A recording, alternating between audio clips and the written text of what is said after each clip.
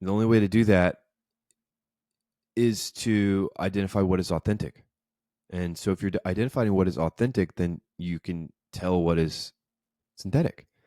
And so I like the approach of thinking about it in reverse, where, hey, let's restructure how we're creating our cameras, how we are using video cameras and all this stuff. Let's create a authenticity key. And so we know that this is authentic and it's real. And then if it doesn't have the key, then it's not real. Perfect. I think it's great. It's hard to fake. It's hard to fake that if they build it right.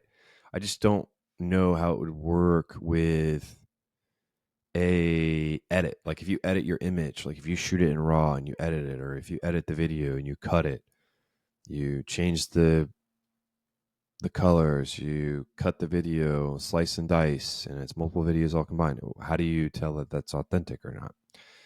I'm not sure.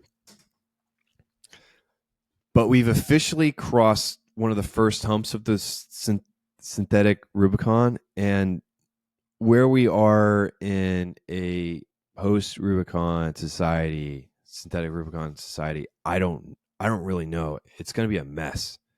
It's going to be a mess. Like everything needs to get restructured. And maybe the shortfall of that is people feel less engaged on the internet. Like when I say the internet, it's really like social media.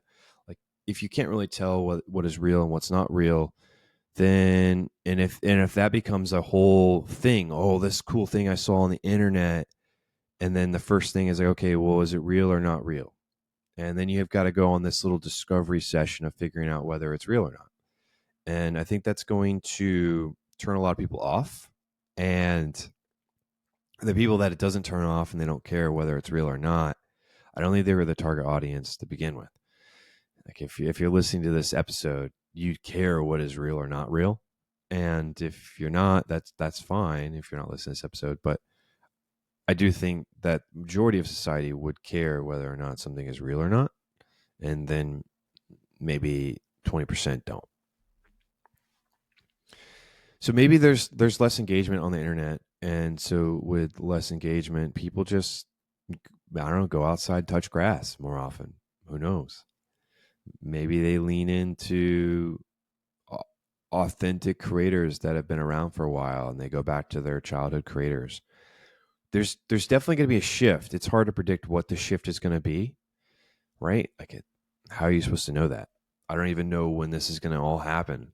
So how people react is very difficult to understand, but I do know that there's going to be some changes.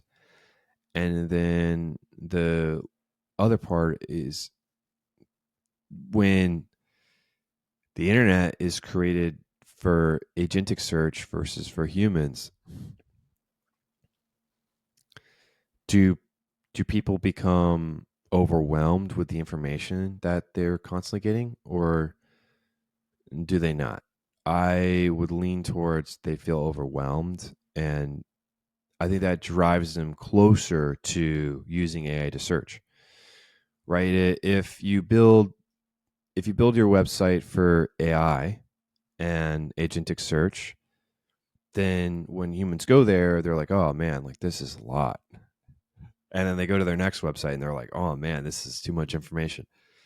And so then you optimizing for agentic search, I think would then increase the user base or consistency of users using agentic search simply because there's too much information to understand what to do.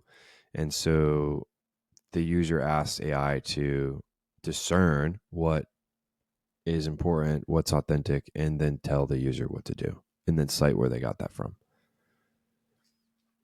That's what I think.